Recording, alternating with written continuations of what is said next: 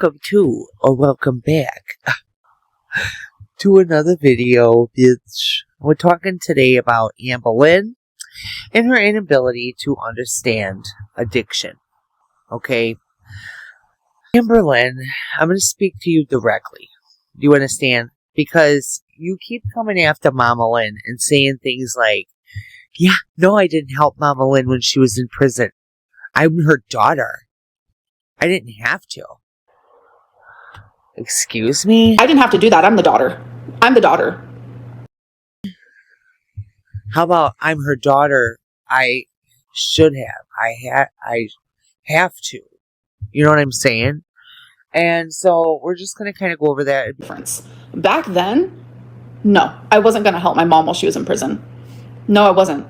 No. She didn't help me when I was in foster care. Because of the fact that, too, Amberlynn, you are literally suffering from an addiction yourself. And then you're going to say something like, if Mama Lynn ever relapses, I'm done. I will never be there for her again.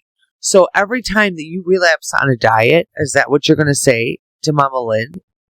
Is that Mama Lynn shouldn't be there for you because you keep relapsing on your diet?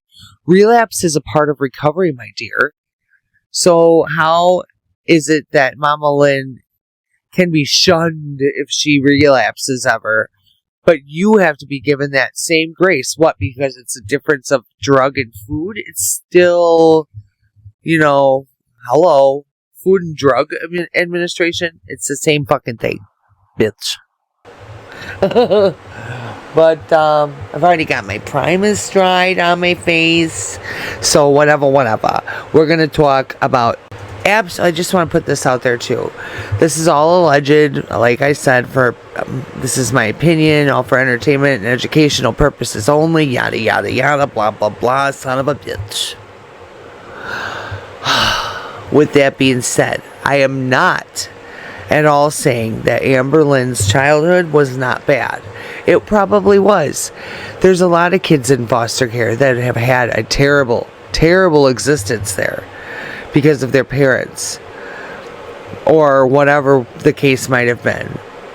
But these children, a lot of them still come out with the willingness to forgive their parents and to give them a second chance. Because with that being said, I want you to watch these TikToks that I'm going to present to you today as well. When a child goes through the system or whatever the case may be, or when they go through a hard childhood because of a parent's addiction or whatever, they can develop BPD, which Amberlynn does claim that she has developed, right?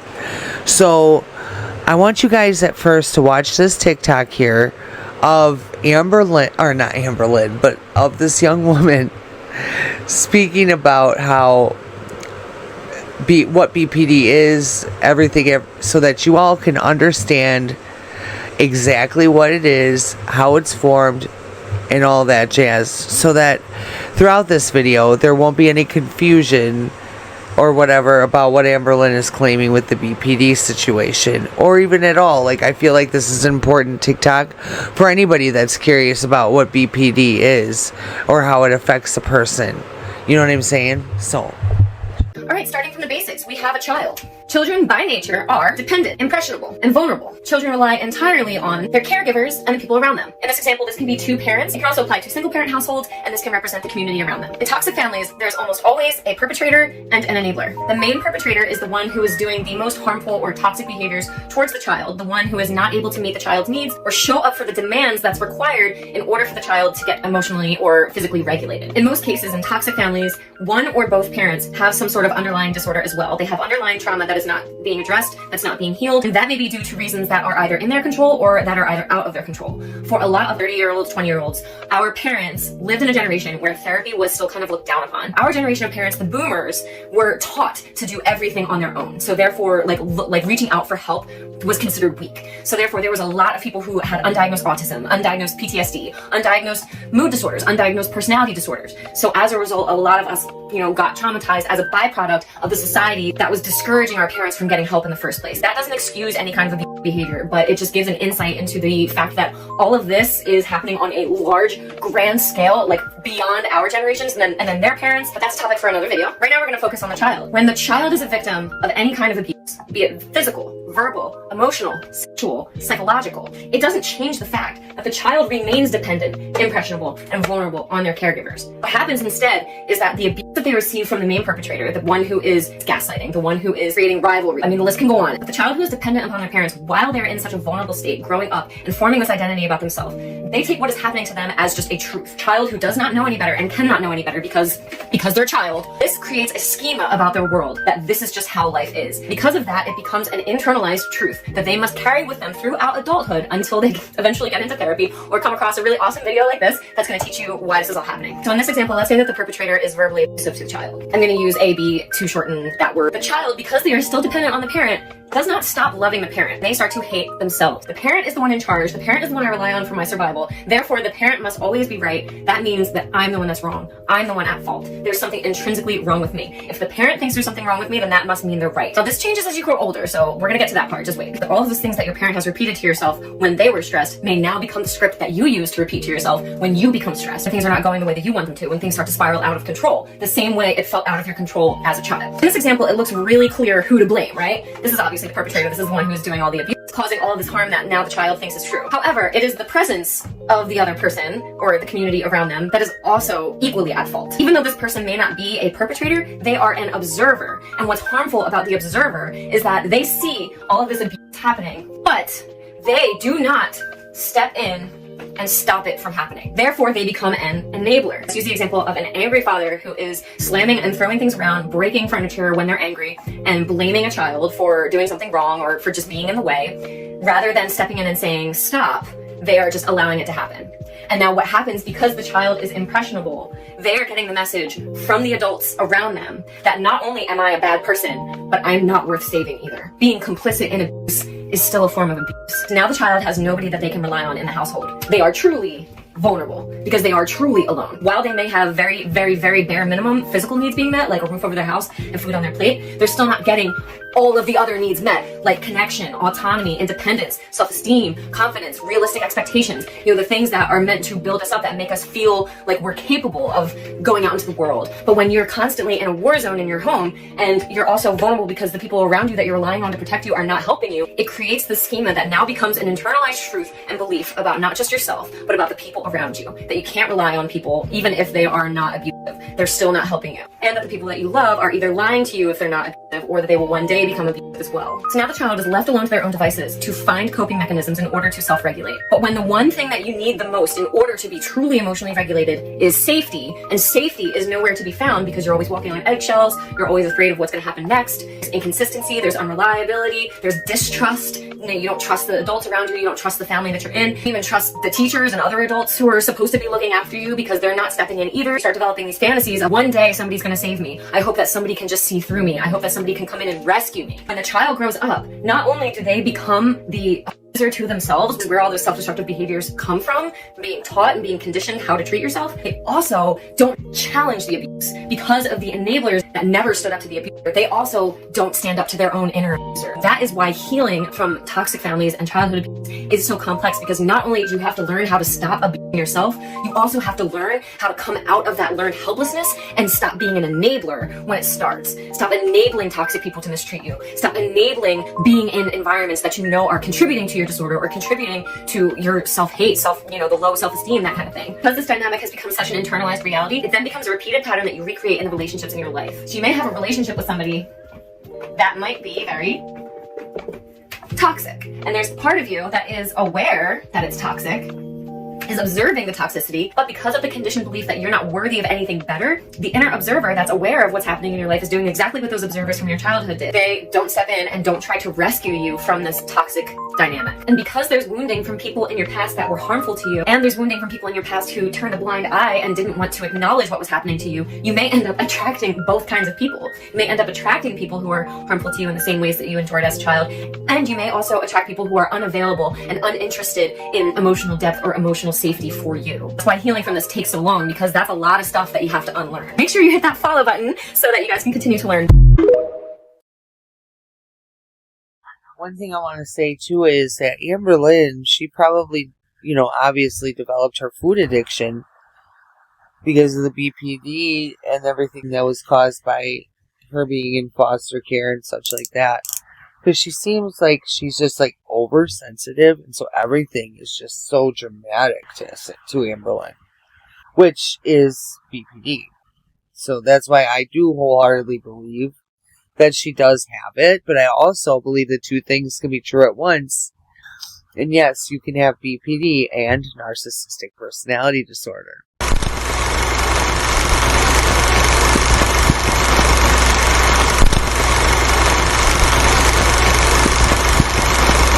In my opinion, the greatest obstacle facing people with borderline personality disorder is the fact that they can't accept how narcissistic that they actually are. And if you're new to my channel, I'm a self-aware narcissist, and I also have borderline personality disorder, guys. I have both. So let's address that for a second.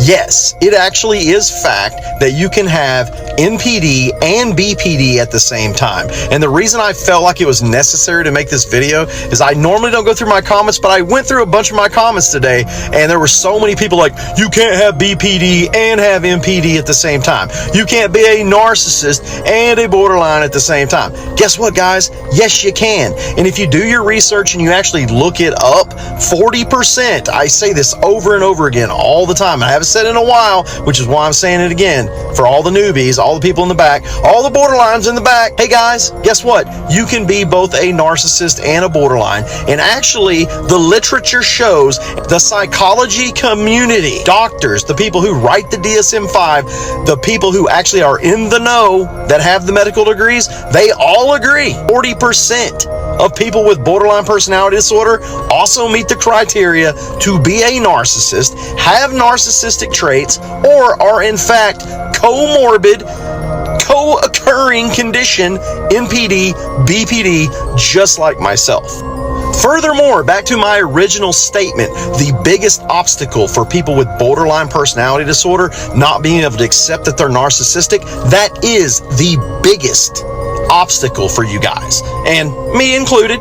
Okay, I mean, I've already accepted it, but for the ones who haven't accepted it, you guys have so many overlapping symptoms. You guys are so narcissistic that you won't even accept that you're narcissistic, because again, not my fault. This isn't my problem. I have tons of empathy, and that is what separates me from a narcissist.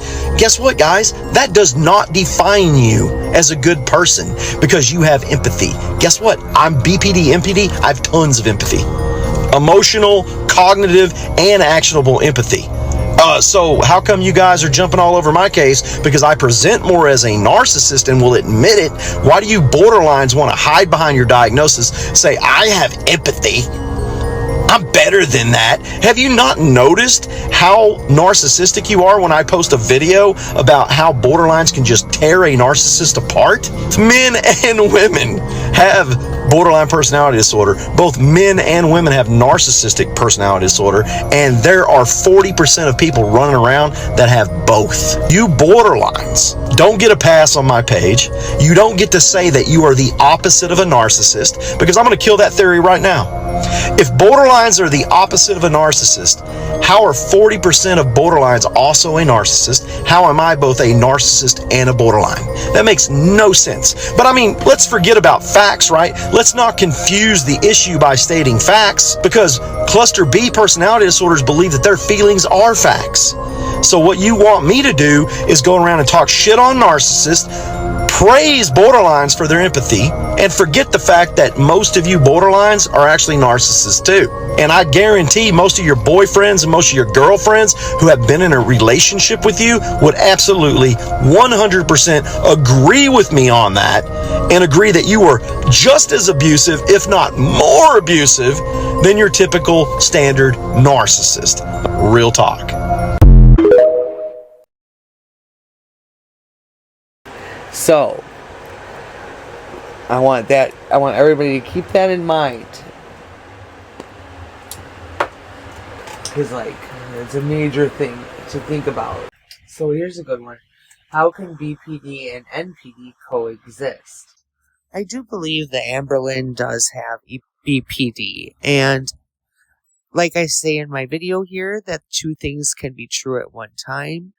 But I also believe that her mom kind of enables her behavior because she feels bad and she feels a lot of guilt for the things that Amberlynn went through as a child, and anything that Amberlynn wants now, Amberlynn gets. And that's understandable. I can put myself in Mama Lynn's shoes and very much understand that. But I think the sister sees it from an outside perspective and kind of sees it as, well, you know, you should be helping your daughter get well. You should be helping your daughter this or that. You know what I'm saying? And you, for sure, should not be allowing your daughter to be dating somebody that could possibly end her life. And that, too, is understandable. So it's just hard. I believe Amberlynn is kind of caught in the middle of this argument between the sisters. But it's an argument that can be resolved very easily as family. You know what I'm saying? Not on the internet.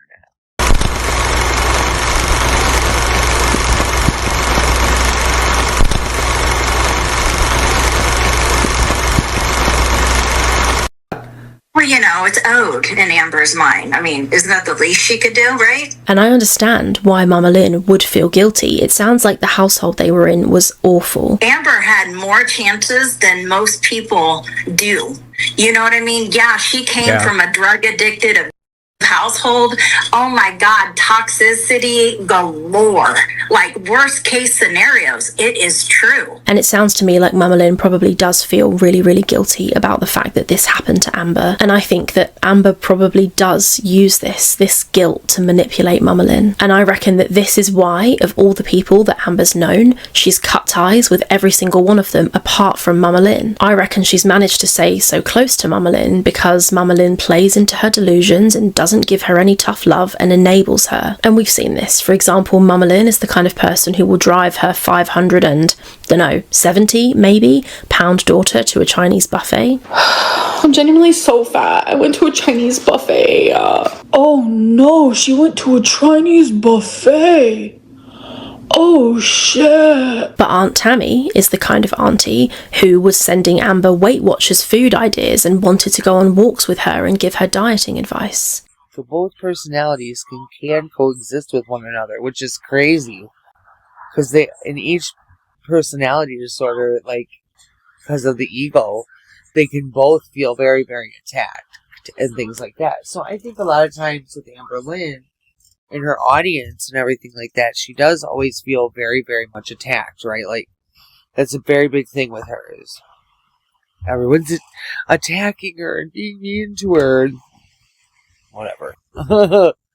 And I don't know what it is about her aunt coming out right now, but it's really making her flip out. And like tonight, she missed doing her live stream because her aunt was going to go on her live with her.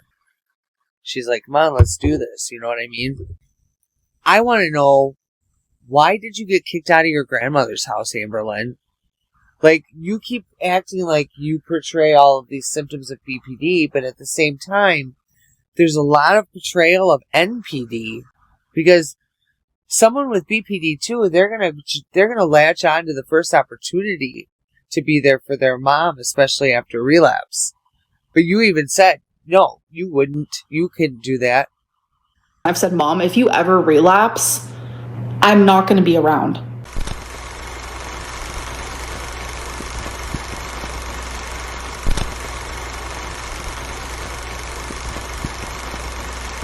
You are fucking dead to me. You don't mean that. I fucking mean every fucking word. You're dead to me, Jules. I don't believe you. You and me, we're fucking done. There's nothing fucking there anymore. Nothing fucking there. You are fucking dead.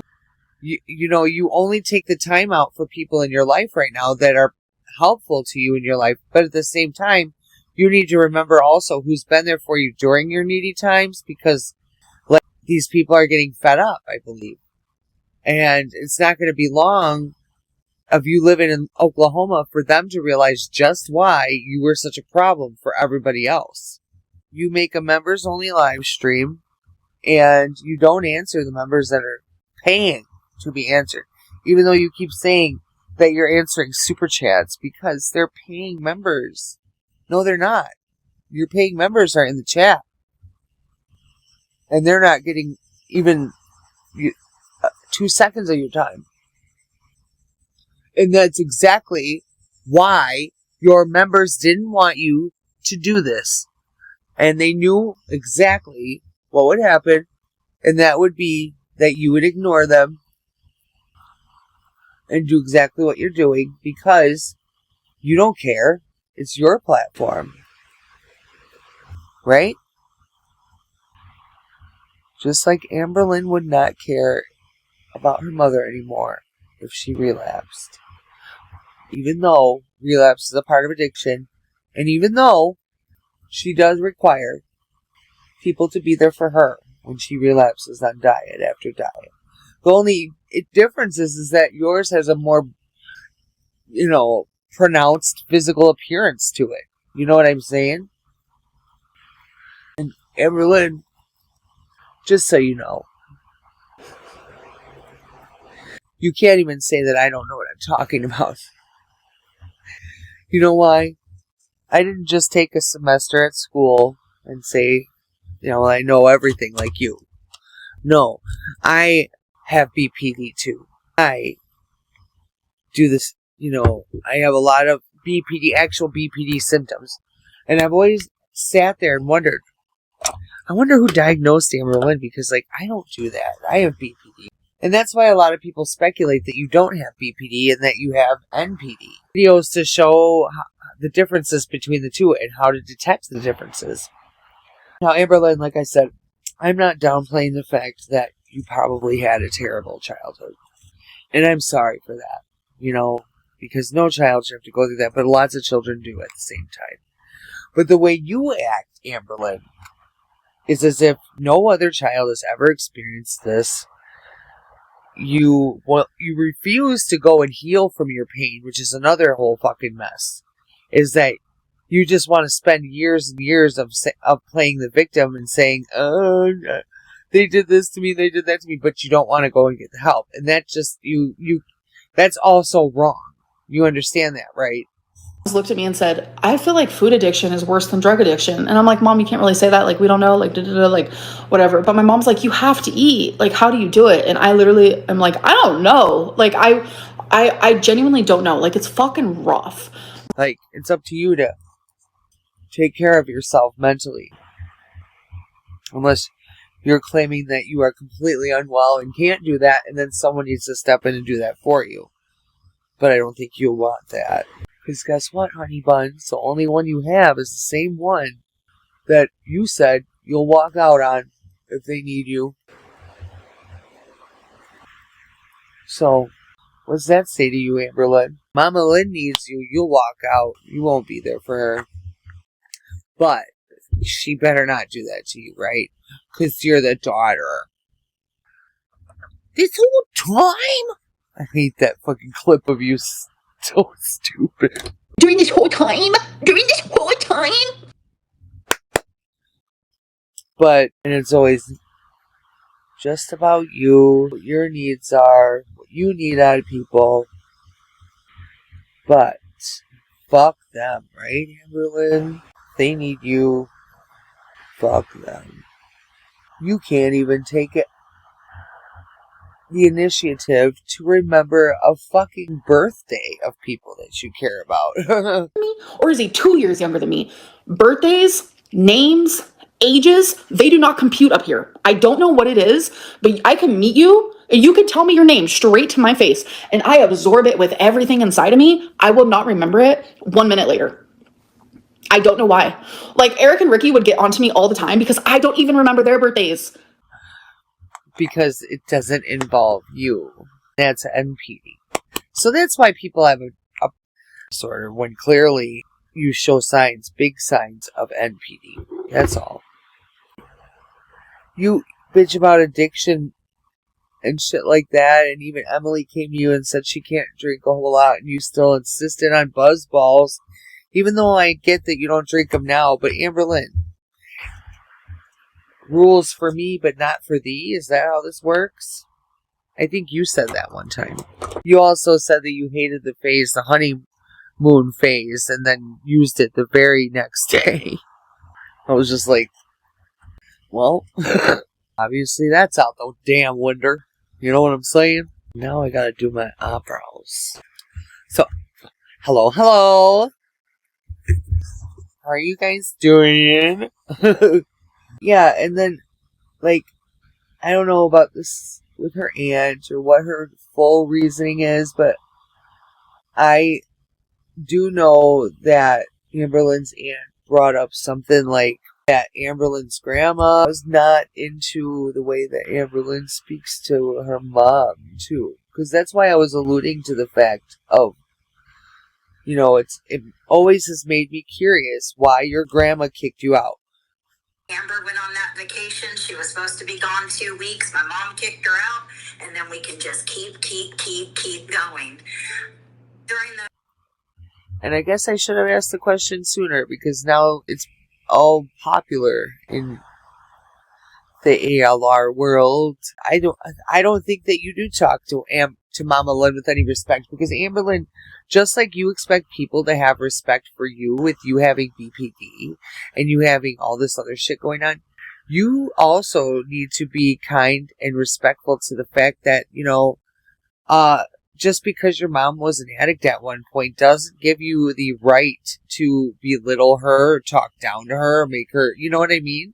Why is it okay for you to do that? That doesn't make any sense. And I don't understand how someone that believes that something should be done for them doesn't feel that the same treatment needs to be given to other people. I don't get it. We got 2 Gypsy Rose videos after this, which whatever. They're not going to take me but a little bit. Just like you with the whole Zachary Michael situation, Amberlynn. You've never sat and tried to think about how you were affecting him, how you were making him feel. But everyone should have been feeling that way for you and should have been thinking that way for you. That's not fair. You know?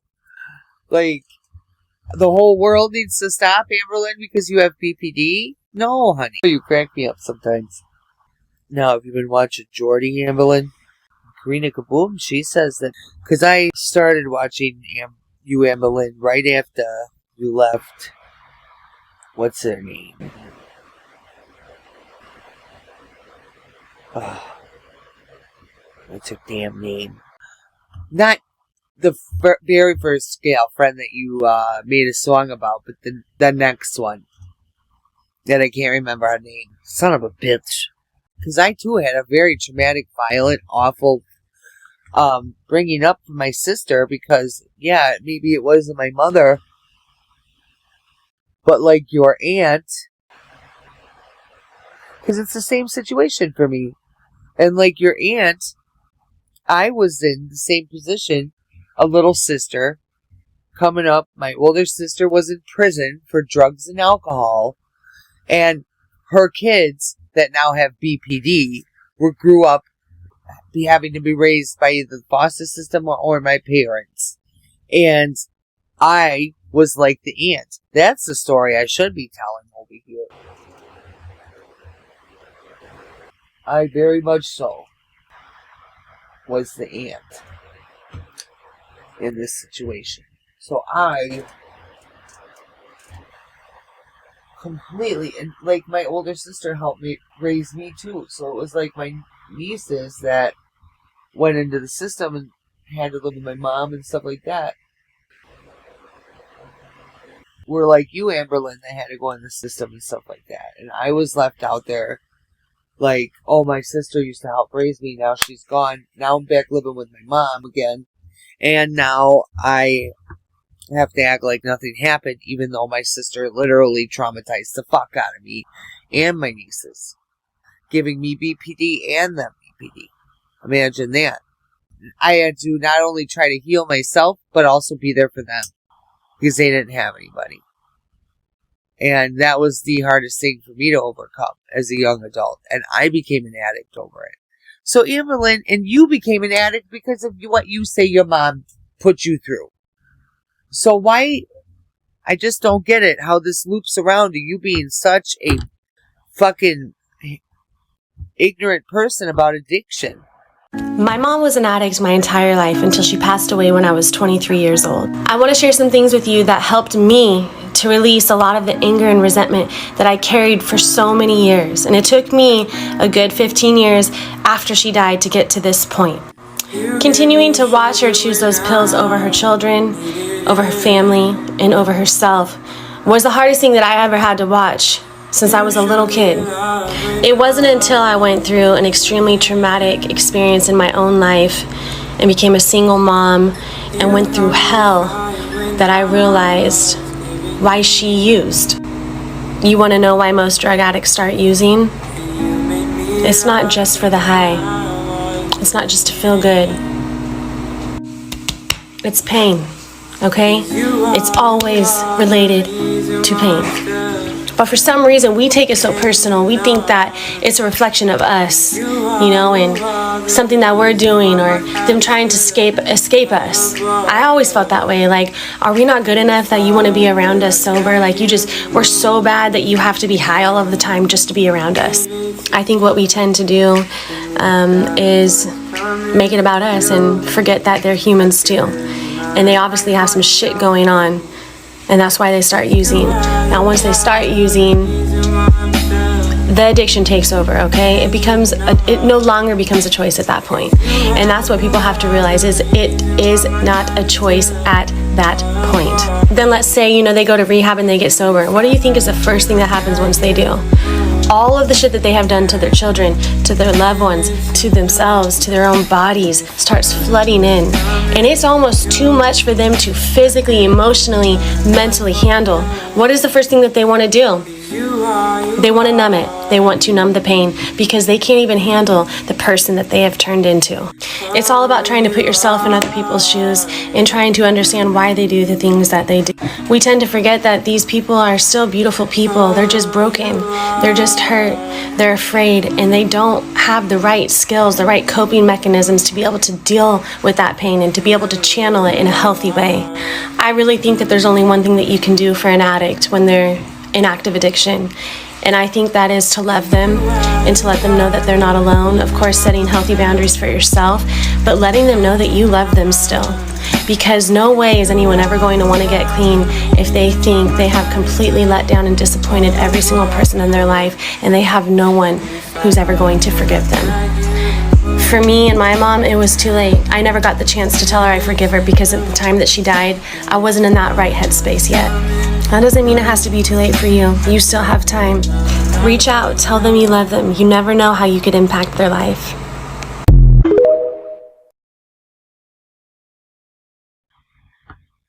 Son of a bitch.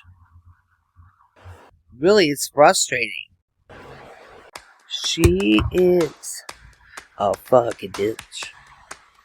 Her name is Amberlynn. She is a fucking bitch. Ooh. She is a fucking bitch. Yes. Ooh. I went overboard there. Sorry. But you know what I'm saying? You know what I'm saying? Amberlynn, I just don't know. Like, how do people get through to you? Well, this is why I think your girlfriends have such trouble. Why? Yeah, whatever. It is so hard to get through to you and make you listen. Listen. That's all you've got to do. And then understand and comprehend what you're listening to as well. That's the hard part.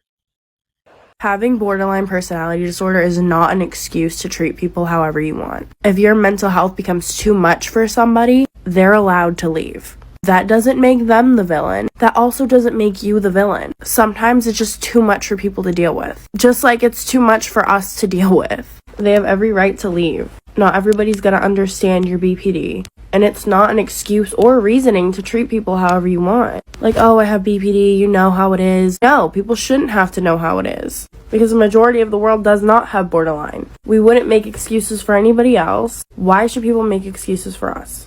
If your mental health isn't under control, you cannot expect people to just sit there and stay. Even if it is under control, you cannot expect people to just sit there and stay. And that's okay. It's fine. You just need yourself. As corny as that sounds, you need yourself. You don't need anybody else. Subscriber list. And to think, you probably would have millions if you would evolve your content.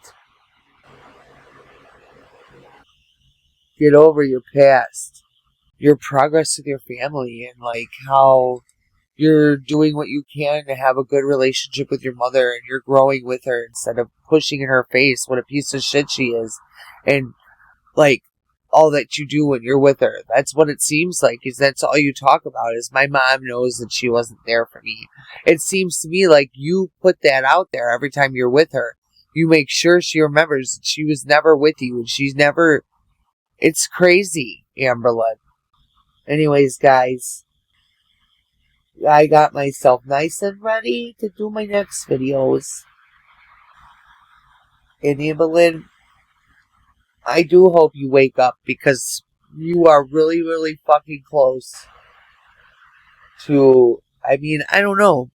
It's hard to say, because it's hard to say what people will actually do, and if they will actually be there for a locale like Amberlynn still, even though she keeps fucking up. And it's hard to say, because people, I feel like, are fed up. They've been here long enough. They've been members. They've been trying with you, Amberlynn, trying to help you, and you refuse to see what they're saying. So I pray for you. I pray for Mama Lynn. I even pray for your aunt. And I hope you all one day can start talking again and have a good relationship. But for now, I have to go. See you later, like Amberlynn says. She doesn't care about you. Bye, guys.